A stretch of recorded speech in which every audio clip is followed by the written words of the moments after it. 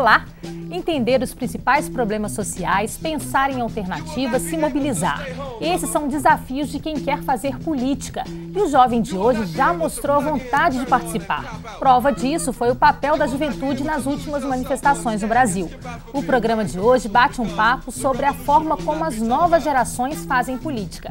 A gente conversa com Caio César, que é professor da PUC Minas e pesquisador de mídias digitais e redes sociais. Seja bem-vindo, Caio. Obrigado. Com Francisco Martins, que faz parte do Observatório da Juventude da UFMG e é pesquisador da participação juvenil também. Muito obrigada. Com a gente hoje, especialmente também, os participantes do Parlamento Jovem, um projeto em que os estudantes elaboram e apresentam propostas a vereadores e deputados. Obrigada, gente. Tem gente aqui de Caratinga, Juiz de Fora, tem várias cidades aqui do interior de Minas, não é isso? Visconde do Rio Branco, várias, né? Sejam bem-vindos, obrigada pela participação. Antes de a gente começar o bate-papo, vamos saber um pouquinho mais sobre o Caio e também o Francisco. There will be no pictures of you and Willie Mae pushing that shopping cart down the block on the dead run or trying to slide that color TV into a stolen ambulance. NBC will not be able to predict the winner at 8:32 on the court from 29 districts. The revolution will not be televised. There will be no pictures of pigs shooting down brothers on the instant replay.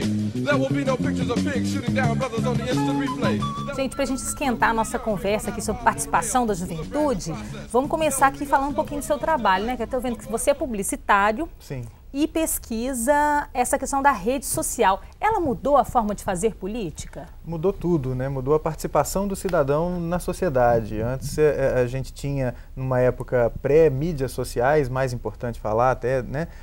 Um cidadão que ele era mais passivo, ele esperava a informação chegar até ele não escolhia o que ia consumir em termos de informação. Agora, além de poder fazer, ele também atua de uma maneira mais efetiva no coletivo. Ele opina, né? Ele opina e a sua opinião não aparece apenas ou não chega só ali no entorno do sofá. A sua opinião chega do outro lado do planeta. Isso é muito bacana.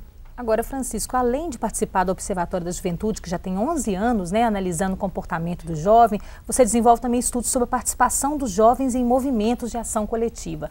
As redes sociais e essa forma nova deles se mobilizarem interferiu, sim, nessa ação coletiva dos jovens? Bem, as redes sociais elas têm sido uma ferramenta que tem agregado no fazer político, pensando a política para além das questões institucionais. Então, o fazer política, a interação na cidade, questionar a realidade que eles estão inseridos. E a rede de computadores tem contribuído muito para isso, até para que essa mobilização aconteça nas redes, para que ela possa realmente emergir no contexto social. Agora, eu vou convidar vocês, os jovens também, para a gente ouvir a opinião da professora Regina Helena Alves da Silva, que é da UFMG, e também conversou com a gente sobre essa questão das redes sociais e como ela mudou, né, a forma dos jovens se mobilizarem. Vamos ouvir? As redes sociais, elas estão se transformando numa grande arena de debates públicos, muito mais ampliada, tensa, conflituosa. Não existe consenso, vai existir embates e discussões e disputas. Tinha muito isso nessas manifestações. Sai do Facebook e vem para a rua, né? Sai da internet, que você fica assinando coisas, e vem para a rua para você ficar visível, para as pessoas verem. E aí as pessoas foram para a rua, elas entenderam que precisa de ter essa ação das mídias como forma de organização, de debate, de discussão, mas é necessário uma ação presencial. Agora, Caio, onde que estavam os manifestantes antes? Porque a gente fica achando que a coisa eclodiu de uma hora para outra, né? As pessoas, elas sempre estiveram ali indignadas e com alguma coisa para falar, não tinham, às vezes, onde falar. Ou, quando falavam nos seus canais pessoais e isso não era muito disseminado.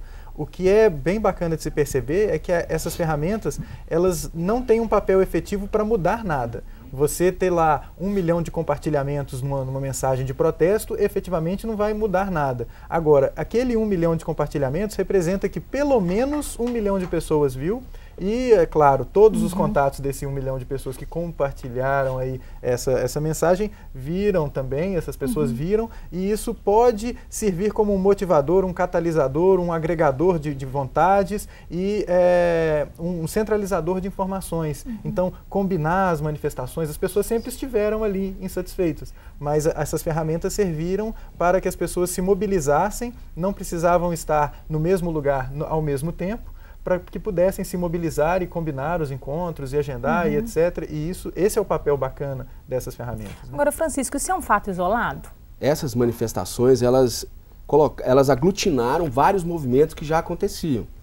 Movimentos que muitas vezes não eram reconhecidos ou percebidos muito pela forma com a qual o mundo adulto lida com o jovem e percebe o jovem atuando na política. Então, a tendência é de colocar o jovem como um viraceiro ou alguém que não está devidamente preparado para poder atuar politicamente. Ou descaracterizar algumas manifestações como manifestações que não são políticas, mas que têm um caráter político muito forte na nossa cidade. Você mencionou, por exemplo, a ocupação do viaduto Santa Teresa. O duelo de MCs com família de rua é um dos exemplos de ocupação do espaço e, principalmente, uma das formas de demonstrar o posicionamento deles em relação à nossa cidade. Mas nós temos vários exemplos. Né? Quer dizer, o jovem se posiciona culturalmente, né? Ele faz uma música, ele se reúne, ele forma uma banda. Não necessariamente ele vai fazer a política da forma tradicional como a gente conhece. A questão é como nós vamos lidar com a forma dele fazer política. Não é? Porque o mundo adulto tende a isso, tende a descaracterizar ou colocar como uma forma menor de fazer política, tendendo para a valorização da política institucional. Ok. Vamos fechar o bloco com uma pergunta aqui? Eu queria fazer uma pergunta para o Caio. Na sua opinião, você acha que as manifestações de indignação nas redes sociais foram um ponto positivo ou negativo em questão das manifestações? Olha, é muito positivo que as pessoas passaram a utilizar essas ferramentas para se mobilizar, para fazer valer uma voz, né?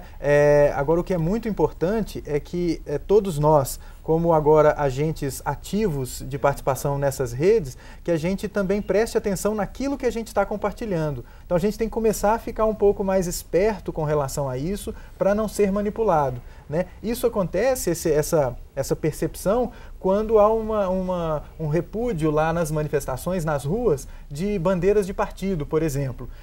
Não sei se é a atitude mais correta, você rechaçar alguém que está lá com a bandeira de partido, mas porque aí você perde um pouco a característica democrática da manifestação. Mas é legal que quem está ali se organizando e atuando fique esperto para não deixar, por exemplo, alguém se apropriar daquela mensagem, daquela massa e falar, essa massa está comigo. A gente tem que tomar esse cuidado.